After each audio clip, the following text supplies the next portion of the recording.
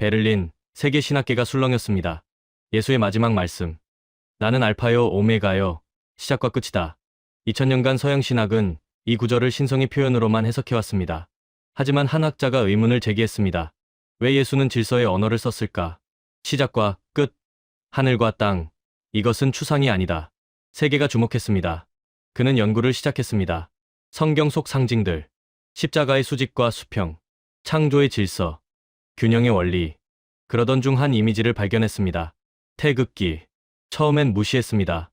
동양의 신비주의일 뿐이다. 하지만 분석하기 시작했고 충격에 빠졌습니다. 하늘과 땅, 물과 불, 사방의 질서, 성경의 창조 구조와 정확히 일치했습니다. 그는 한국으로 향했습니다. 그곳에서 발견한 것은 국기가 아니었습니다. 신의 질서를 지키겠다는 선언이었습니다. 국제신학학회에서 그는 고백했습니다. 서양은 신을 설명하려 했고 한국은 신의 질서를 살고 있었습니다. 예수의 말씀은 추상이 아니라 질서를 잃지 말라는 경고였습니다. 태극기는 그 경고를 기억하는 민족의 증거였습니다. 도대체 무슨 일이 있었던 걸까요? 지금부터 공개합니다. 본격적인 이야기를 시작하기 전에 구독과 좋아요 한 번씩 부탁드립니다. 이 영상을 어디서 보고 계신지 댓글로 남겨주세요. 안녕하세요. 저는 토마스 베커입니다. 튜빙겐 대학교 신학부 성서상징학 교수이자 유럽 기독교 문화연구소 소장입니다. 제 전공은 성경 속 상징과 언어 연구예요. 특히 예수가 사용한 상징적 표현들을 25년간 연구해왔습니다. 2024년 가을, 튜빙겐 제 연구실 벽면에는 성경 구절들이 가득 적혀 있었어요.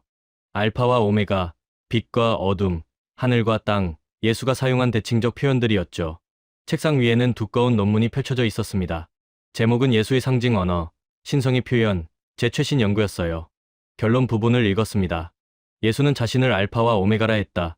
시작과 끝이라는 의미다. 이것은 신성을 표현한 것이다. 전능함을 상징한다. 서양 신학은 이를 추상적 신성 표현으로 해석해왔다. 이것이 정설이다. 이것이 제 결론이었습니다. 25년간.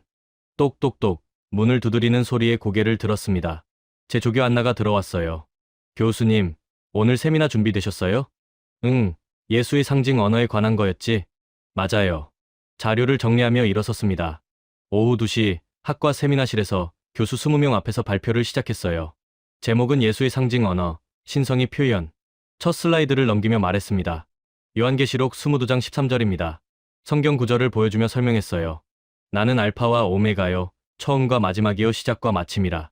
다음 슬라이드로 넘어갔습니다. 알파는 그리스 문자의 첫 글자이고 오메가는 마지막 글자입니다. 이것은 예수가 모든 것의 시작이며 끝이라는 의미죠. 전능한 신성을 표현한 겁니다. 교수들이 고개를 끄덕였습니다. 다른 구절도 마찬가지입니다. 슬라이드를 넘겼어요. 요한복음 1장 1절. 태초에 말씀이 계시니라. 이 말씀이 하나님과 함께 계셨으니 이 말씀은 곧 하나님이시니라. 마태복음 24장 35절. 천지는 없어질지언정 내 말은 없어지지 아니하리라. 모두 예수의 영원성과 신성을 표현한 것입니다. 목소리에 확신을 담아 계속했어요. 서양 신학은 2000년간 이를 추상적 신성으로 해석해왔고 이것이 정통 해석입니다. 박수가 나왔습니다. 질의응답 시간. 젊은 교수 한 명이 손을 들었습니다. 교수님, 그런데 왜 예수는 질서의 언어를 자주 사용하셨을까요? 질서의 언어요? 네, 시작과 끝, 하늘과 땅, 빛과 어둠, 이런 대칭적 표현들이요. 잠시 멈췄습니다. 그것도 신성 표현의 일부입니다. 하지만 단순한 신성 표현치고는 너무 구체적이지 않나요? 무슨 뜻입니까? 방향, 균형, 질서 같은 개념들이 반복되거든요. 어색한 침묵이 흘렀습니다. 세미나가 끝나고 연구실로 돌아왔을 때 안나가 조심스럽게 물었습니다. 교수님, 아까 질문이 흥미로웠어요. 왜? 저도 궁금했거든요. 왜 예수님은 질서를 그렇게 강조하셨을까요? 신성을 표현하기 위해서지. 그럼 다른 방식으로도 표현할 수 있었을 텐데요. 더 이상 대답하지 않았습니다. 저녁 집으로 돌아와 서재에 앉아 성경을 펼쳤습니다. 요한계시록을 천천히 읽었어요. 예수의 상징적 표현들. 나는 알파요 오메가요, 처음과 마지막이요 시작과 마침이라. 이기는 자는 모든 것을 상속하리라. 하늘과 땅이 하나가 될 것이며 새 예루살렘이 하늘에서 내려오리라. 읽고 또 읽었습니다. 왜 질서를 강조했을까? 시작과 끝. 하늘과 땅, 위와 아래, 모두 대칭이야. 모두 균형이야. 고개를 저으며 책을 덮었습니다. 며칠 후 학술지 검토 요청 이메일이 왔습니다. 제목은 동서양 상징 비교 연구, 성경과 음양사상의 구조적 유사성. 한국 학자가 쓴 논문이었어요. 읽기 시작했습니다. 성경의 창조 구조와 동양의 음양사상이 유사하다는 내용. 하늘과 땅, 빛과 어둠, 남자와 여자 모두 대칭 구조. 그리고 한 이미지가 삽입돼 있었습니다. 태극기. 빨강과 파랑이 휘감긴 원. 내 모서리에 검은 막대기들. 설명을 읽었습니다. 태극은 음과 양의 조화를 상징하며 사계는 하늘 땅 물 불을 나타낸다. 이것은 창조의 기본 질서다. 웃음이 나왔습니다. 국기 하나에 성경을 끼워 맞추다니. 논문 여백에 적었습니다. 동양식 신비주의, 학문적 근거 부족, 계제 불가. 하지만 이상하게 그 이미지가 머릿속에서 지워지지 않았습니다. 태극, 빨강과 파랑, 음과 양. 잠이 오지 않았어요. 새벽, 다시 논문을 펼쳤습니다. 태극기 이미지를 자세히 봤습니다. 내 모서리 막대기들. 건, 곤, 감, 리, 하늘, 땅, 물, 불. 손이 멈췄습니다. 성경 창세기가 떠올랐어요. 태초에 하나님이 천지를 창조하시니라. 땅이 혼돈하고 공허하며 흑암이 깊음 위에 있고 하나님의 영은 수면 위에 운행하시니라. 하나님이 이르시되 빛이 있으라 하시니 빛이 있었고 하늘, 땅, 물, 빛. 태극기의 내 상징과 같았습니다. 펜을 멀리 던졌습니다. 우연이야. 그냥 우연이야. 하지만 마음은 편하지 않았습니다. 일주일 후 연구실에서 태극기 이미지를 계속 들여다봤습니다. 지울 수가 없었어요. 안나에게 부탁했습니다. 안나, 동양 철학 자료 좀 찾아줘. 무슨 자료요? 음양 사상, 태극 개념, 그런 것들. 갑자기 왜요? 그냥 호기심이야. 며칠 후 안나가 자료를 가져왔습니다. 주역 번역본, 음양오행 해설서, 태극 사상 논문들. 책상에 쌓인 자료들을 하나씩 읽기 시작했어요. 주역의 기본 개념. 음과 양, 두 개의 근본 원리. 음은 어둠이고 수동이며 여성이고, 양은 밝음이고 능동이며 남성이다. 둘은 대립하지 않고 좋아한다. 손가락으로 책을 짚었습니다. 대립하지 않고 좋아한다. 흥미롭네. 태극 해설을 읽었습니다. 태극은 우주 만물의 근원이다. 무극에서 태극이 나오고, 태극에서 음양이 나온다. 음양에서 사상이 나오고 사상에서 팔계가 나온다. 팔계 설명 부분. 건은 하늘, 고는 땅, 감은 물, 리는 불, 지는 우레, 소는 바람, 가는 산, 태는 못. 그중 기본 4개가 태극기에 있었습니다. 건, 곤, 감, 리, 하늘, 땅, 물, 불. 성경을 펼쳤습니다. 창세기 한 장을 다시 읽었어요. 태초에 하나님이 천지를 창조하시니라. 첫째 날 빛을 만드시고, 둘째 날 궁창을 만들어 물을 나누시고, 셋째 날 땅을 드러내시고, 하늘, 물, 땅, 빛. 순서는 다르지만 요소는 같았습니다. 노트에 비교표를 그렸습니다. 성경 창조, 하늘, 땅, 물, 빛불, 태극 4개, 하늘, 땅, 물, 불. 일치. 펜을 멈추고 고개를 저었습니다. 아니야, 이건 끼워 맞추기야. 하지만 계속 읽었습니다. 음양사상의 핵심. 조화와 균형, 한쪽이 극에 달하면 다른 쪽으로 전환된다. 영원한 승자도 영원한 패자도 없다. 모든 것은 순환한다.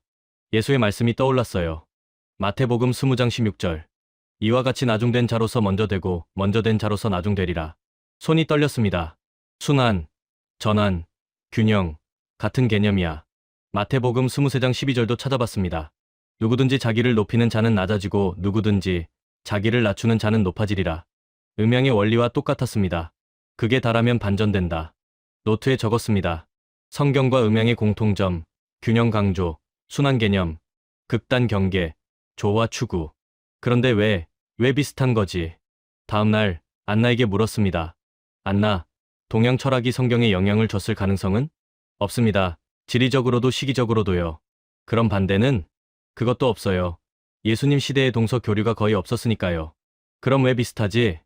안나가 잠시 생각하더니 말했습니다. 우연이거나 아니면 같은 진리를 다르게 표현한 거겠죠. 제 손이 멈췄습니다. 같은 진리, 다른 표현. 일주일 후 동양철학 전문가를 찾아갔습니다. 베를린 훔볼트 대학교 김철수 교수. 한국계 독일인 철학자. 그의 연구실을 방문했어요. 교수님, 태극에 대해 여쭤보고 싶습니다. 태극이요? 신학자께서 왜요? 연구 중입니다. 성경과의 연관성을요. 김 교수가 흥미로운 표정을 지었습니다. 재미있네요. 무엇이 궁금하신가요? 태극은 신입니까? 아닙니다. 그럼 뭡니까? 원리입니다. 원리요? 네, 우주가 작동하는 원리죠. 신이 만든 세계의 법칙이라고 할 수 있습니다. 제 손이 떨렸습니다. 신을 대체하는 게 아니라요. 절대 아닙니다. 태극은 신 위에 있지 않아요. 신이 만든 질서를 설명하는 거죠. 그럼 기독교와 충돌하지 않는다는 겁니까? 김 교수가 웃었습니다. 충돌할 이유가 없죠. 하나님이 천지를 창조하셨다면 태극은 그 창조의 원리를 설명하는 겁니다. 책장에서 책 한 권을 꺼냈어요. 이걸 보세요. 한국 천주교 신학자가 쓴 책이었습니다. 제목은 태극과 삼위일체. 한국에선 이미 19세기부터 이런 논의가 있었어요. 책을 펼쳐 한 구절을 보여줬습니다. 태극은 우상이 아니다. 하나님의 창조 질서를 인간이 깨달은 것이다. 마치 과학 법칙처럼 태극은 신학과 대립하지 않는다. 충격이었습니다. 그럼 태극기는요? 태극기는 그 원리를 국가 상징으로 만든 거죠. 왜 하필 그걸 선택했을까요? 김 교수가 진지하게 답했습니다. 균형을 지키려는 민족의 의지였을 겁니다. 균형이요? 네, 한국은 역사적으로 강대국들 사이에 있었어요. 살아남으려면 균형이 필요했죠. 그게 태극과 관련이 있습니까? 있죠. 태극의 핵심이 균형이니까요. 연구실로 돌아와 노트를 정리했습니다. 태극에 대한 오해, 신이 아니라 원리, 우주 작동 법칙, 하나님의 창조 질서 설명, 기독교와의 관계, 충돌 아님, 보완 가능, 과학 법칙처럼 객관적 질서, 태극기의 의미, 균형의 상징, 극단 거부, 조화 추구. 그런데 왜 성경과 비슷하지? 예수의 말씀을 다시 찾아봤습니다. 마태복음 5장 9절. 화평하게 하는 자는 복이 있나니 그들이 하나님의 아들이라 일컬음을 받을 것이며. 화평, 균형, 조화. 마태복음 5장 37절. 오직 너희 말은 옳다 옳다, 아니라 아니라 하라. 이에서 지나는 것은 악으로부터 나느니라. 극단을 피하라는 뜻. 음양의 중용과 같았습니다. 노트 마지막 페이지에 적었습니다. 가설, 예수는 추상적 신성만 말한 게 아니다. 창조 질서도 말했다. 균형, 조화, 순환. 이것들은 신이 만든 세계의 작동 원리다. 태극 같은 원리를 동양식으로 표현한 것. 신을 대체하는 게 아니라 신의 창조를 설명하는 것. 결론, 동방 철학은 미신이 아니다. 같은 진리의 다른 표현이다. 펜을 멈추며 중얼거렸습니다. 25년간 추상으로만 봤는데 실은 구체적 질서였어. 예수는 세계가 어떻게 작동하는지 말한 거야. 2주 후, 태극기 연구에 몰두하고 있었습니다. 특히 내 모서리의 상징들. 건, 곤, 감, 리. 한자 사전을 펼쳤어요. 건, 하늘건, 강건하다는 뜻, 양의 극치. 곤, 땅곤, 순종하다는 뜻, 음의 극치. 감, 물감, 빠지다는 뜻, 위험을 상징. 리, 분리, 떠나다는 뜻, 밝음을 상징. 각각의 의미를 노트에 정리했습니다. 건은 하늘, 창조, 시작 아버지. 곤은 땅, 수용, 어머니, 기초. 감은 물, 생명, 정화, 흐름. 리는 불, 빛, 에너지, 변화. 성경을 다시 펼쳤습니다. 창세기 한 장. 첫째 날, 하나님이 빛을 창조하시니 빛이 있었고, 리, 불. 둘째 날, 궁창을 만들어 물과 물을 나누시고, 감, 물. 셋째 날, 물을 한 곳으로 모으시고 땅을 드러내시고, 곤, 땅. 그리고 모든 것 위에 하늘, 건. 네 가지 기본 요소. 태극기와 정확히 일치했습니다. 손이 떨렸어요. 이건 우연이 아니야. 같은 창조 구조야. 요한복음 한 장도 찾아봤습니다. 태초에 말씀이 계시니라. 이 말씀이 하나님과 함께 계셨으니 그 안에 생명이 있었으니 이 생명은 사람들의 빛이라. 빛과 생명, 불과 물, 리와 감. 다시 일치했습니다. 김철수 교수에게 이메일을 보냈습니다. 교수님, 질문이 있습니다. 사계는 왜 하필 이 네 가지입니까? 다른 요소는 왜 선택되지 않았습니까? 답장이 왔습니다. 이 네 가지가 세계의 기본이기 때문입니다. 고대인들은 모든 것이 이 네 요소로 이루어졌다고 믿었습니다. 하늘은 질서를 주고, 땅은 기반을 주고, 물은 생명을 주고, 불은 에너지를 줍니다. 이것 없이는 세계가 존재할 수 없습니다. 제 손이 멈췄습니다. 세계가 존재할 수 없다. 창조의 필수 요소들. 다음 날, 안나에게 물었습니다. 안나, 예수님이 십자가에서 하신 말씀 중에 방향이나 요소를 언급한 게 있나? 잠깐만요. 성경을 검색하더니 찾았습니다. 요한복음 19장 28절이요. 내가 목마르다. 물을 언급하셨네요. 그리고 마태복음 27장 45절. 제6시로부터 온 땅에 어둠이 임하여 제9시까지 계속되더니 빛과 어둠. 누가복음 23장 46절. 아버지 내 영혼을 아버지 손에 부탁하나이다. 하늘 아버지. 4개의 요소들이 모두 나왔습니다. 노트에 정리했어요. 십자가 사건 속의 요소들, 물 목마름, 감, 빛과 어둠이 임함. 리, 땅 십자가가 땅에 세워짐. 곤, 하늘 아버지께 부탁함. 건, 네 가지 모두. 우연일 수 없었습니다. 일주일 후, 한국으로 향했습니다. 직접 확인해야 했어요. 태극기가 정말 성경의 창조 구조와 같은지. 서울 도착. 국립중앙박물관으로 갔습니다. 태극기 역사 전시관. 최초의 태극기가 전시돼 있었어요. 1882년 박영효가 그린 것. 가이드에게 물었습니다. 왜 태극과 사괴를 선택했습니까? 우주의 기본 원리를 담으려 했습니다. 기본 원리요? 네. 하늘, 땅, 물, 불. 이 네 가지로 모든 것이 만들어진다고 봤습니다. 왜 하필 네 가지입니까? 가이드가 설명했습니다. 사방을 상징하기도 합니다. 동서남북이요. 손이 멈췄습니다. 사방, 방향. 성경에서 방향이 언급된 구절들을 떠올렸어요. 에스겔 37장 9절. 인자야 너는 생기를 향하여 대언하라 생기에게 대언하여 이르기를 주 여호와께서 이같이 말씀하시기를 생기야 사방에서부터 와서 이 죽임을 당한 자에게 불어서 살아나게 하라 하셨다 하라. 사방에서. 마태복음 24장 31절. 그가 큰 나팔 소리와 함께 천사들을 보내리니 그들이 그의 택하신 자들을 하늘 이 끝에서 저 끝까지 사방에서 모으리라. 또 사방. 요한계시록 7장 1절. 이 일 후에 내가 내 천사가 땅 내 모퉁이에 선 것을 보니 땅의 사방의 바람을 붙잡아 바람으로 하여금 땅에나 바다에나 각종 나무에 불지 못하게 하더라. 땅 내 모퉁이, 사방의 바람.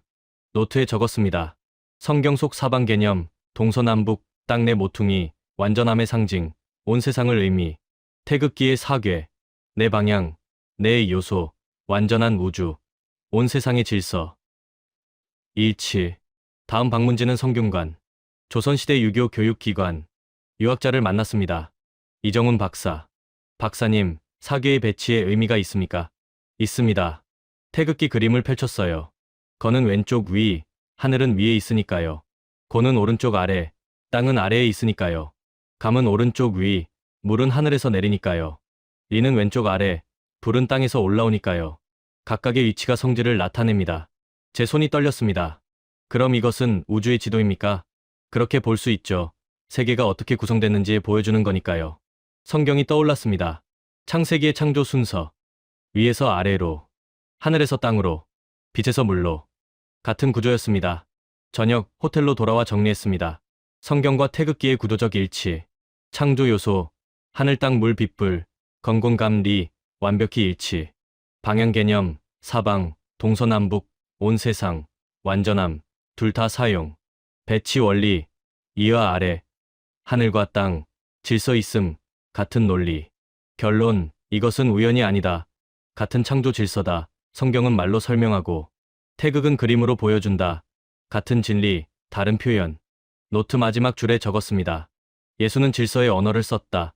시작과 끝, 하늘과 땅. 이것은 추상이 아니라 우주의 실제 구조였다. 태극기는 그 구조를 시각화한 것이다. 펜을 멈추며 중얼거렸습니다. 25년간 상징으로만 봤는데 실은 지도였어.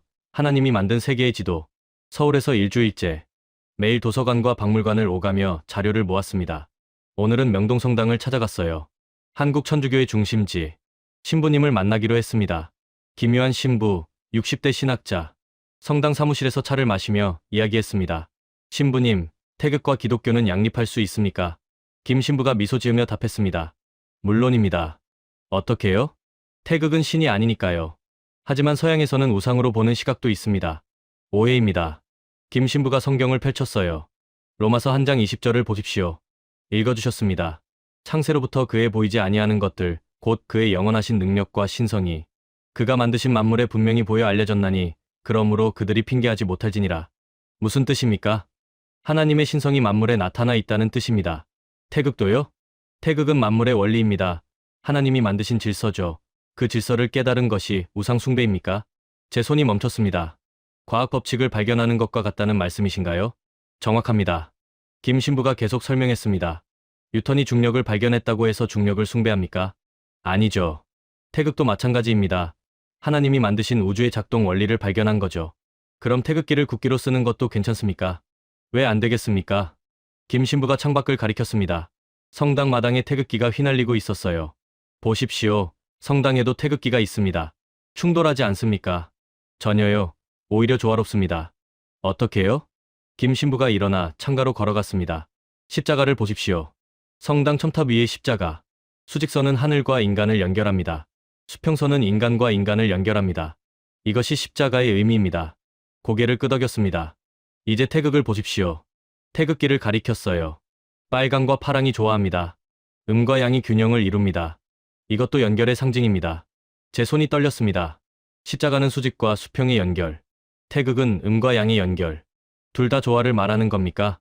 그렇습니다. 김 신부가 돌아와 앉았습니다. 예수님은 무엇을 가르치셨습니까? 사랑입니다. 사랑은 무엇입니까? 연결입니다. 조화입니다. 십자가가 그것을 보여줍니다. 태극도 그것을 보여줍니다. 둘은 적이 아니라 같은 진리를 말합니다. 눈물이 날 뻔했습니다. 다음 날 한국불교문화원을 방문했습니다. 혜민 스님을 만났어요. 스님, 불교에서 태극을 어떻게 봅니까? 우주의 이치입니다. 기독교와 충돌하지 않습니까? 혜민 스님이 웃으셨습니다. 진리는 하나인데 왜 충돌하겠습니까? 하나요? 네, 표현만 다를 뿐입니다. 어떻게 다릅니까? 기독교는 하나님이 만드셨다고 하고, 불교는 연기법으로 생겨났다고 합니다. 하지만 둘 다 말합니다. 세상에는 질서가 있다고, 균형이 필요하다고, 조화를 이뤄야 한다고. 제 손이 떨렸습니다. 그럼 태극은 종교를 넘어서는 겁니까? 그렇습니다.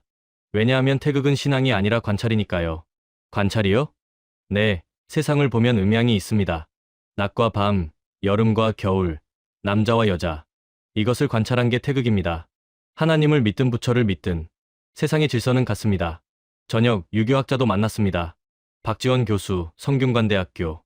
교수님, 유교는 태극을 어떻게 해석합니까? 이리입니다. 이요?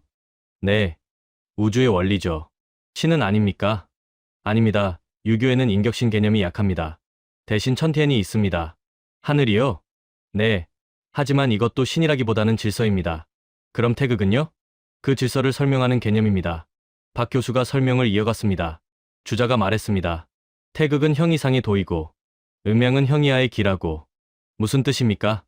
태극은 원리고 음양은 현상이라는 뜻입니다. 원리는 보이지 않지만 현상으로 드러납니다. 제 손이 떨렸습니다. 그럼 하나님과 창조의 관계와 같은 거네요. 비슷합니다. 하나님은 보이지 않지만 창조를 통해 드러나듯 태극도 보이지 않지만 음양을 통해 드러납니다. 호텔로 돌아와 노트를 정리했습니다. 태극에 대한 종교별 입장. 천주교. 하나님의 창조 질서, 과학 법칙처럼 객관적, 우상 아님, 조화롭다. 불교. 우주의 이치, 연기법과 통함, 관찰의 결과, 진리는 하나. 유교. 일이 원리, 형이상의 도, 보이지 않지만 현상으로 드러남. 공통점, 태극은 신이 아니다. 우주의 질서 원리다. 종교와 충돌하지 않는다. 오히려 보완한다. 십자가와 태극 비교. 십자가, 수직 하늘과 인간, 수평 인간과 인간, 연결과 조화, 사랑의 상징. 태극, 음과 양, 대립하지만 조화, 순환과 균형, 우주의 질서. 공통점, 둘 다 조화를 말함, 둘 다 균형을 강조, 둘 다 연결을 상징, 적이 아니라 같은 진리. 노트 마지막 줄에 적었습니다. 태극은 십자가의 적이 아니었다. 오히려 십자가가 말하는 것을 다른 방식으로 표현한 것이다. 하나님의 창조 질서를 기하학적으로 보여준 것이다. 예수가 말한 조화와 사랑을 우주의 원리로 설명한 것이다. 펜을 멈추며 중얼거렸습니다.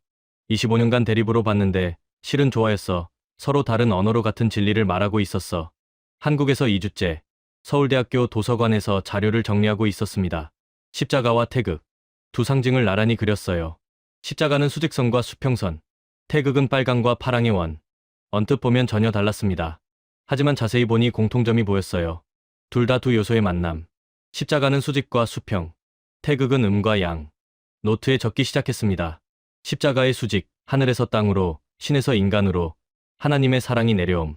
십자가의 수평, 인간에서 인간으로, 이웃사랑, 서로 연결됨. 교차점, 예수, 하늘과 땅의 중재자, 신과 인간의 다리. 태극의 양, 밝음 능동 위로, 하늘 성질. 태극의 어둠 수동 아래로, 땅 성질. 중심점, 조화, 음과 양의 균형, 대립의 해소. 손이 멈췄습니다. 구조가 같아, 완전히. 성경을 펼쳤습니다. 골로새서 1장 20절. 그의 십자가의 피로 화평을 이루사 만물. 곧 땅에 있는 것들이나 하늘에 있는 것들이 그로 말미암아 자기와 화목하게 되기를 기뻐하심이라. 하늘과 땅의 화평, 십자가를 통한 조화.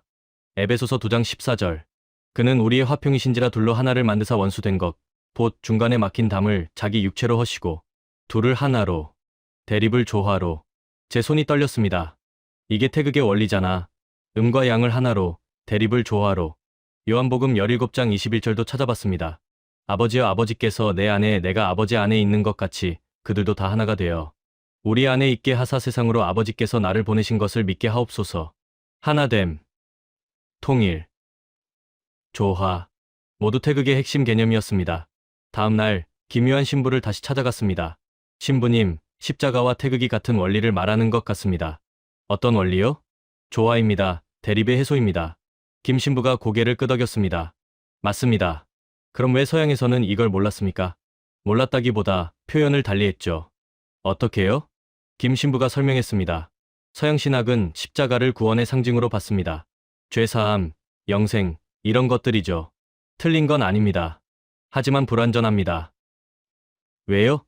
십자가는 구원뿐 아니라 조화도 의미하니까요. 신과 인간의 조화, 인간과 인간의 조화, 하늘과 땅의 조화. 이것을 동영은 먼저 봤습니다. 제 손이 떨렸습니다.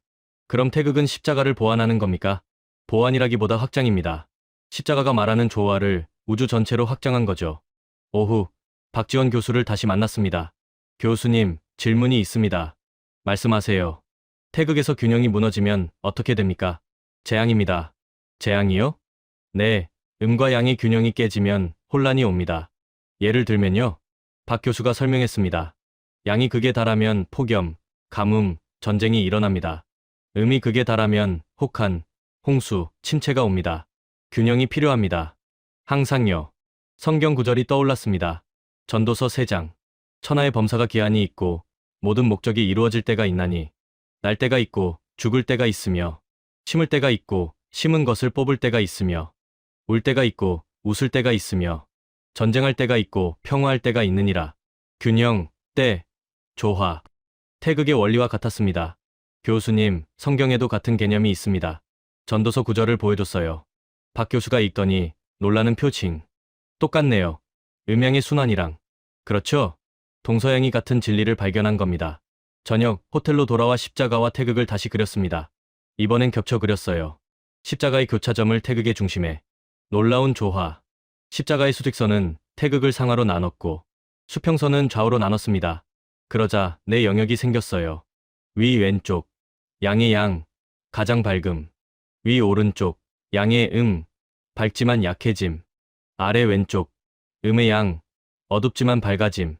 아래 오른쪽, 음의 가장 어둠. 사계와 연결됐습니다. 건, 곤, 감, 리. 노트에 정리했습니다. 십자가와 태극의 통합. 십자가, 수직과 수평, 신과 인간, 인간과 인간. 태극, 음과 양, 하늘과 땅 위와 아래. 겹치면 내 영역 생성, 사계와 일치, 완전한 우주 질서. 의미, 십자가는 구원의 길, 태극은 우주의 질서. 함께 보면 완전한 진리, 하나님의 구원이 우주 질서 안에서 이뤄짐. 핵심 공통점. 첫째, 둘을 하나로, 대립을 조화로, 분리를 통합으로. 둘째, 균형 강조, 극단 경계, 중용 추구, 조화 유지. 셋째, 연결의 상징, 하늘과 땅, 신과 인간, 음과 양, 모든 것이 연결됨. 결론, 십자가와 태극은 적이 아니다. 같은 진리의 다른 표현이다. 예수는 십자가로 보여주고, 동양은 태극으로 그렸다. 하나님의 창조 질서는 하나다. 노트를 덮으며 중얼거렸습니다. 균형이 무너지면 파멸이다. 예수도 그렇게 말했고, 태극도 그렇게 말한다.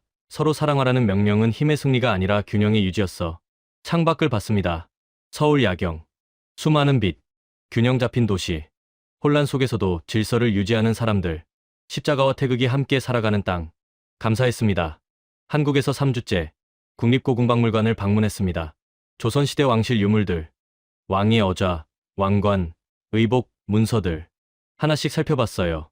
먼저 어좌 뒤편의 1호로 봉도. 해와 달, 5 삼봉우리. 이게 무엇을 의미합니까? 큐레이터에게 물었습니다. 왕권의 상징입니다. 왕이 가장 높다는 뜻인가요? 아니요, 반대입니다. 반대요? 네, 왕은 해와 달 아래에 있습니다.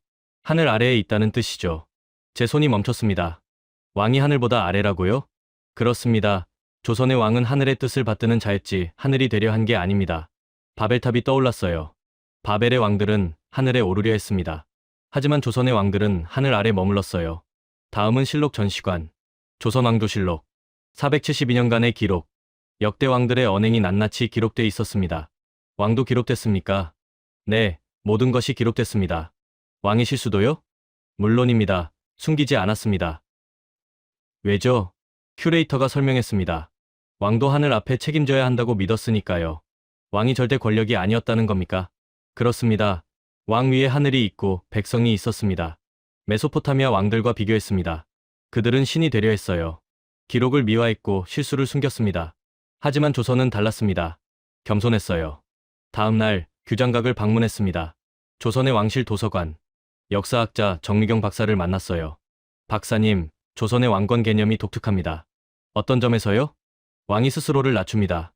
정 박사가 고개를 끄덕였습니다. 민본 사상 때문입니다. 민본이요? 네, 백성이 근본이라는 뜻이죠. 왕보다 백성이 중요하다고요? 그렇습니다. 정 박사가 자료를 보여줬어요. 맹자의 말.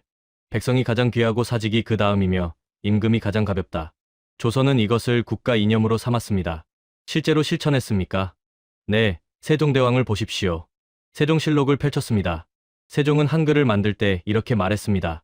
나라 말이 중국과 달라 백성이 말하고 싶은 바를 제대로 표현하지 못하니 내 이를 불쌍히 여겨 새로 28글자를 만드노라. 백성을 불쌍히 여긴다. 왕이 백성을 섬긴 겁니다. 제 손이 떨렸습니다. 이건 예수의 가르침과 같습니다. 어떤 가르침이요? 마가복음 10장 43절입니다. 성경을 펼쳐 읽었어요. 너희 중에는 그렇지 않을지니 너희 중에 누구든지 크고자 하는 자는 너희를 섬기는 자가 되고 섬김의 리더십, 조선이 실천한 거네요. 그렇습니다. 오후, 경복궁을 다시 찾았습니다. 근정전. 왕이 신하들을 만나던 곳. 어저 앞에 섰어요. 바닥을 봤습니다. 신하들이 서던 자리에 풍계석이 놓여 있었어요. 신하들이 여기 섰습니까? 가이드가 답했습니다. 네, 풍계에 따라 자리가 정해졌습니다. 왕과의 거리는요? 가까웠습니다. 대화가 가능한 거리였죠. 왕이 높은 곳에 있지 않았나요? 어저가 조금 높긴 하지만 크게 차이 나지 않았습니다. 왜죠? 왕도 신하도 함께 하늘을 섬기는 자들이었으니까요. 감동했습니다. 서양 궁전들을 떠올렸어요. 왕좌는 높았고 신하들은 멀리 있었습니다. 절대 권력의 상징. 하지만 조선은 달랐습니다. 저녁 한국학중앙연구원 도서관. 조선의 정치사상 자료들을 읽었습니다. 왕도 정치. 덕으로 다스린다는 개념. 힘이 아니라 도덕으로. 중용. 극단을 피하고 중간을 지킨다. 편향되지 않는 통치. 민생. 백성의 삶을 최우선으로. 전쟁보다 평화를. 모두 태극의 원리와 같았습니다. 균형, 조화, 중용. 노트에 정리했습니다. 조선의 통치 철학. 민본 사상, 백성이 근본, 왕은 섬기는 자, 겸손한 권력. 왕도 정치, 덕으로 다스림, 힘보다 도덕, 교화 중시. 중용, 극단 회피, 균형 유지, 편향 거부, 평화주의, 침략 안음, 방어 중심, 조화 추구. 이것들의 공통점, 모두 태극 원리, 균형과 조화, 극단 거부, 오만 회피. 왜 조선인가, 유교 영향, 태극 사상 깊이 이해, 국가 정체성으로 삼음, 500년간 실천. 결과, 바벨처럼 하늘에 오르려 하지 않음, 질서 지키는 쪽 선택, 겸손한 왕권, 지속 가능한 문명. 세종의 말이 다시 떠올랐습니다. 백성이 하늘이다. 그리고 예수의 말. 섬기는 자가 크니라. 같은 진리였습니다. 노트 마지막 줄에 적었습니다. 왜 하필 조선이었을까? 태극을 이해했기 때문, 균형을 실천했기 때문, 오만을 거부했기 때문, 하늘을 두려워했기 때문. 예수의 가르침과 태극의 원리가 만났기 때문. 펜을 멈추며 중얼거렸습니다. 조선은 바벨의 반대였어. 하늘에 오르지 않고 땅에서 섬겼어. 이것이 질서를 지키는 길이었어. 한국에서 마지막 주. 국회 헌정기념관을 찾아갔습니다. 태극기 특별 전시. 1882년부터 현재까지의 태극기들. 첫 번째 전시물 앞에 섰어요. 박영회가 그린 태극기. 1882년 일본으로 가는 배 안에서 그렸다고 했습니다. 설명문을 읽었습니다. 박영효는 조선을 상징할 국기가 필요하다고 판단했다. 태극과 8개 중 4개를 선택했다. 이유는 우주의 기본 질서를 담기 위해서였다. 우주의 기본 질서. 하늘, 땅, 물, 불, 창조의 4요소. 다음 전시물. 1949년 제정된 대한민국 국기법. 조문을 읽었습니다. 태극기는 흰 바탕의 가운데 태극 문양과 내 모서리의 건공감리 4개로 구성된다. 흰색은 밝음과 순수와 평화를 상징한다. 태극은 음양의 조화를 상징한다. 4개는 우주 만물의 생성과 변화를 상징한다. 손이 멈췄습니다. 평화, 조화, 생성과 변화. 모두 창조의 원리. 세 번째 전시물. 애국가 악보와 가사. 천천히 읽었습니다. 동해 물과 백두산이 마르고 닳도록. 하나님이 보호하사 우리나라 만세. 무궁화 삼천리 화려강산. 대한 사람 대안으로 길이 보전하세. 하나님이 보호하사. 전율이 왔습니다. 태극기와 하나님. 함께 있었습니다. 대립하지 않았어요. 조화롭게. 큐레이터에게 물었습니다. 애국가에 하나님이 나오는데 태극기와 충돌하지 않습니까? 왜 충돌합니까? 태극은 동양사상 아닙니까? 큐레이터가 미소 지었습니다. 태극은 사상이 아니라 질서입니다. 하나님이 만든 질서죠. 그래서 함께 있는 겁니다. 애국가가 바로 그걸 선언하는 겁니까? 그렇습니다. 하나님이 보호하신다는 것은 우리가 그분의 질서 안에 있다는 뜻입니다. 태극기가 그 질서를 보여주는 거고요. 제 손이 떨렸습니다. 다음 날 독립기념관을 방문했습니다. 일제강점기 전시관, 독립운동가들의 사진과 유물, 태극기가 곳곳에 있었어요. 만세운동 사진, 사람들이 태극기를 들고 있었습니다. 상해 임시정부, 벽에 태극기가 걸려 있었어요. 광복 순간, 태극기가 휘날렸습니다. 한 독립운동가의 일기를 읽었습니다. 태극기를 볼 때마다 힘이 난다. 이것은 단순한 국기가 아니다. 우리 민족의 정체성이다. 하늘의 질서 안에서 사는 민족, 균형과 조화를 아는 민족. 그것이 우리다. 눈물이 났습니다. 저녁 서울시청 광장. 태극기가 개양대에 휘날리고 있었어요. 바람에 펄럭였습니다. 빨강과 파랑이 조화롭게. 내 모서리에 검은 괴들이 하늘을 향해. 벤치에 앉아 오래 봤습니다. 사람들이 지나갔어요. 젊은이들, 노인들, 가족들. 모두 태극기 아래. 한 할아버지가 옆에 앉으셨습니다. 국기 보고 계세요? 네. 아름답네요. 그렇죠. 우리 국기 정말 좋죠. 할아버지는 태극기가 뭐라고 생각하세요? 할아버지가 잠시 생각하시더니 답하셨습니다. 약속이죠. 약속이요? 네. 하나님과의 약속. 무슨 약속이요? 우리가 질서를 지키겠다는 약속. 균형을 잃지 않겠다는 약속. 오만하지 않겠다는 약속. 제 손이 떨렸습니다. 어떻게 그렇게 생각하시게 됐습니까? 6.25 때 배웠어요. 전쟁 중에 태극기를 보면서 생각했죠. 우리가 균형을 잃어서 전쟁이 난 거라고. 남과 북이 극단으로 갔으니까. 태극기가 말하잖아요. 극단으로 가지 말라고. 조화를 이루라고. 할아버지가 일어나며 말씀하셨습니다. 그래서 나는 믿어요. 하나님이 우리를 지켜주실 거라고. 우리가 태극의 질서를 기억하는 한. 호텔로 돌아와 노트를 펼쳤습니다. 태극기의 진정한 의미. 표면적, 국가 상징, 민족 정체성, 독립의 상징. 심층적, 질서의 선언, 하나님과의 약속, 균형 유지 서약, 오만 거부 다짐. 구성 요소의 의미. 흰 바탕, 정결, 평화, 비폭력, 순수함. 태극, 음양 조화, 대립 해소, 순환과 균형, 창조의 원리. 사괴, 우주 질서, 내 기본 요소, 완전함, 하나님의 창조. 애국가와의 관계. 하나님이 보호하사, 우리는 하나님의 보호 아래, 그분의 질서 안에 있음. 태극기가 그 질서를 보여줌. 결론, 태극기는 신을 대신한 국기가 아니다. 신의 질서를 지키겠다는 선언이다. 균형과 조화를 잃지 않겠다는 서약이다. 오만하지 않겠다는 다짐이다. 이것이 신앙 선언이다. 노트를 덮고 태극기 사진을 다시 봤습니다. 25년간 이것을 오해했어요. 동양의 신비주의라고. 기독교와 대립한다고. 하지만 틀렸습니다. 태극기는 십자가의 적이 아니었어요.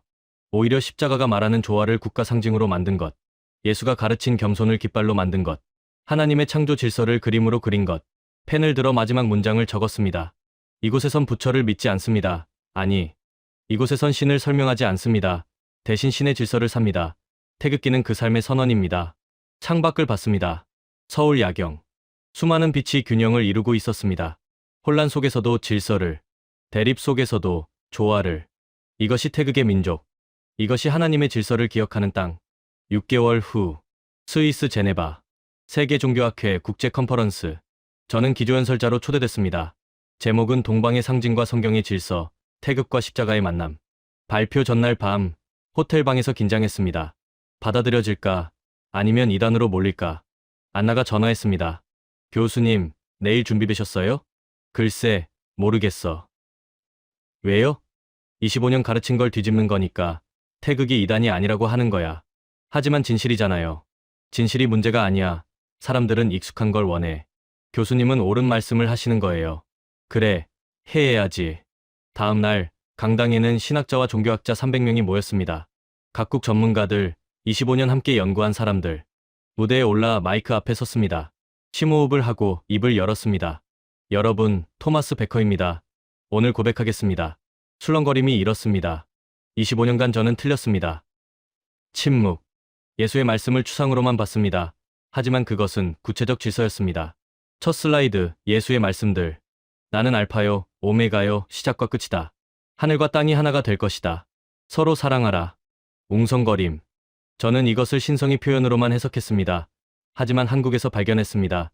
이것은 질서의 언어였습니다. 다음 슬라이드, 태극기. 박수가 나오기 시작했습니다. 젊은 학자들에게서. 이것이 태극기입니다. 저는 처음에 무시했습니다. 동양의 신비주의라고 생각했죠. 하지만 분석하면서 충격받았습니다. 슬라이드를 넘겼어요. 창세기와 태극의 비교표. 창세기에 하나님이 천지를 창조하십니다. 하늘, 땅, 물, 빛. 태극기에 사계가 있습니다. 건, 곤, 감, 리. 하늘, 땅, 물, 불. 정확히 일치합니다. 더 많은 박수. 하지만 원로 신학자들은 회의적이었어요. 이것은 우연이 아닙니다. 목소리를 높였습니다. 다음 슬라이드, 십자가와 태극. 십자가를 보십시오.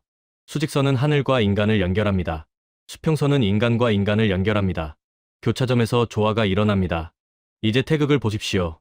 빨강과 파랑, 음과 양. 대립하지만 조화합니다. 중심에서 균형을 이룹니다. 둘 다 같은 것을 말합니다. 조화, 균형, 연결. 기립박수, 절반이 일어섰습니다. 한 원로 신학자가 일어섰습니다. 베커 교수님, 이것은 혼합주의입니다. 기독교와 이교를 섞는 겁니다. 혼합이 아닙니다. 단호하게 답했습니다. 태극은 종교가 아닙니다. 질서입니다. 하나님이 만드신 우주의 작동 원리입니다. 다음 슬라이드, 로마서 1장 20절. 창세로부터 그에 보이지 아니하는 것들. 곧 그의 영원하신 능력과 신성이 그가 만드신 만물에 분명히 보여 알려졌나니. 하나님의 신성이 만물에 나타나 있습니다. 태극도 그 만물의 원리입니다. 이것을 깨닫는 것이 왜 우상 숭배입니까? 과학 법칙을 발견하는 것이 우상 숭배입니까? 전체가 일어섰습니다. 예수님은 추상만 말씀하신 게 아닙니다. 슬라이드, 예수의 균형 가르침들. 나중된 자로서 먼저 되고 먼저 된 자로서 나중되리라. 자기를 높이는 자는 낮아지고 자기를 낮추는 자는 높아지리라. 화평하게 하는 자는 복이 있나니. 이것은 음양의 순환입니다. 태극의 균형입니다. 예수님은 우주의 질서를 말씀하셨습니다. 균형을 잃지 말라고. 극단으로 가지 말라고. 조화를 이루라고. 눈물이 났습니다. 서양은 신을 설명하려 했습니다. 신학을 만들고 교리를 세웠습니다. 틀린 것은 아닙니다. 하지만 불완전합니다. 한국은 신의 질서를 살고 있었습니다. 슬라이드, 조선의 왕권, 태극기, 애국가. 왕은 하늘 아래 머물렀습니다. 백성을 섬겼습니다. 극단을 피했습니다. 균형을 지켰습니다. 이것이 예수의 가르침을 실천한 것입니다. 태극기는 그 실천의 선언입니다. 하나님의 질서를 지키겠다는 서약입니다. 질의응답 시간. 한 학자가 물었습니다. 교수님, 그럼 우리도 태극을 받아들여야 합니까? 받아들이되 이해해야 합니다. 무엇을요? 태극은 신이 아니라 신이 만든 질서라는 것을. 십자가와 대립하지 않는다는 것을. 오히려 십자가를 보완한다는 것을요. 다른 학자가 손을 들었습니다. 동양 사상을 너무 미화하는 것 아닙니까? 미화가 아닙니다. 인정입니다. 무엇을요? 동양도 하나님의 창조 질서를 발견했다는 것을요. 방법은 달랐지만 진리는 같았습니다. 서양은 성경으로, 동양은 관찰로. 하지만 도달한 곳은 같습니다. 균형과 조화. 김요한 신부가 청중석에서 일어났습니다. 교수님, 감사합니다. 한국 신학자로서 기쁩니다. 신부님, 오히려 제가 감사합니다. 한국이 저를 가르쳐줬습니다. 책이 아니라 삶으로요. 발표가 끝나고 복도에서 학자들이 몰려들었습니다. 교수님, 정말 확신하십니까? 확신합니다. 25년 연구의 결론입니다. 우리도 동방을 연구해야 합니까? 연구해야 합니다. 하나님의 창조 질서를 온전히 이해하려면요. 어떻게요? 편견 없이 보고, 겸손히 배우고, 조화를 추구하십시오. 안나가 다가왔습니다. 교수님, 대성공이었어요. 고마워, 안나. 앞으로 어떻게 하실 거예요? 책을 쓰겠어. 동방과 서방의 만남에 대해. 그날 밤, 호텔에서 노트 마지막 페이지를 펼쳤습니다. 동방에서 답을 보았다. 최종 정리. 서양의 접근, 신을 설명함, 신학과 교리, 추상적 신성, 불완전함. 동방의 접근, 신의 질서를 삶, 실천과 조화, 구체적 균형, 보완적, 통합의 필요성. 예수는 두 가지 모두 말씀하심, 신성과 질서, 구원과 조화, 사랑과 균형. 서양은 신성에 집중, 동양은 질서에 집중, 둘 다 필요함, 함께 볼 때 완전함. 태극과 십자가, 적이 아니라 동반자, 같은 진리의 다른 표현, 하나님의 창조를 다각도로 보여줌. 결론, 동방에서 나는 성경을 다시 읽게 되었다. 예수의 말씀이 새롭게 보였다. 질서의 언어가 들렸다. 균형의 가르침이 깨달아졌다. 서양은 신을 설명하려 했고, 한국은 신의 질서를 살고 있었다. 펜을 들어 마지막 문장을 적었습니다. 25년간 추상으로만 봤던 것이 구체적 질서였고, 신비로만 여겼던 것이 과학이었으며, 이단으로 의심했던 것이 진리의 다른 얼굴이었다. 동방에서 나는 답을 보았다. 하나님의 창조는 십자가로도 표현되고, 태극으로도 그려진다. 둘 다 아름답고 둘 다 진실하다. 노트를 덮으며 중얼거렸습니다. 태극기를 볼 때마다 이제 십자가가 보일 거야. 십자가를 볼 때마다 태극이 떠오를 거야. 둘은 하나였어. 처음부터. 오늘 이 영상이 여러분께 깊은 울림을 전했기를 바랍니다. 25년간 예수의 말씀을 추상으로만 해석했던 한 학자가 한국에서 발견한 진실은 그것이 우주의 구체적 질서였다는 것입니다. 알파와 오메가, 시작과 끝, 하늘과 땅, 이 모든 표현은 신성뿐 아니라 균형과 조화를 의미했습니다. 태극기의 건공감리는 창세기의 하늘 땅 물빛과 일치했고, 십자가의 수직과 수평은 태극의 음향과 같은 원리를 보여줬습니다. 조선은 왕이 하늘 아래 머물며 백성을 섬긴 나라였고, 태극기는 하나님의 질서를 지키겠다는 신앙 선언이었습니다.